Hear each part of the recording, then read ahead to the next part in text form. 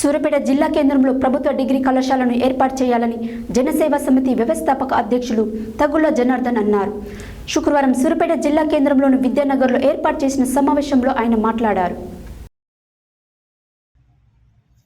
శుక్రవారం సూర్యాపేట జిల్లా కేంద్రంలోని విద్యానగర్లో ఏర్పాటు చేసిన సమావేశంలో జనసేన సమితి వ్యవస్థాపక అధ్యక్షులు తగుళ్ల జనార్దన్ యాదవ్ మాట్లాడుతూ ప్రభుత్వ డిగ్రీ కళాశాల లేకపోవడం వల్ల పేద విద్యార్థులు డబ్బులు పెట్టి ప్రైవేట్ కళాశాలలో చదవలేక విద్యకు దూరం అవుతున్నారని తెలియజేశారు.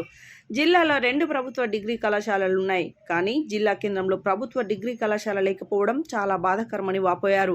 జిల్లా కేంద్రంలో ప్రభుత్వ డిగ్రీ కళాశాలతో పాటు ప్రభుత్వ పీజీ కళాశాల అన్ని సబ్జెక్టులతో ఏర్పాటు చేయాలని కాంగ్రెస్ ప్రభుత్వాన్ని కోరుతున్నాము.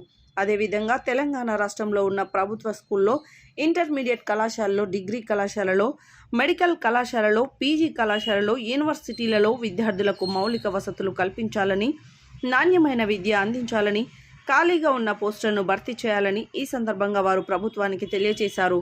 ఫీజు రియంబర్స్మెంట్, స్కాలర్షిప్లను విద్యార్థుల ఖాతాలలో జమ చేయాలని ప్రభుత్వాన్ని కోరారు.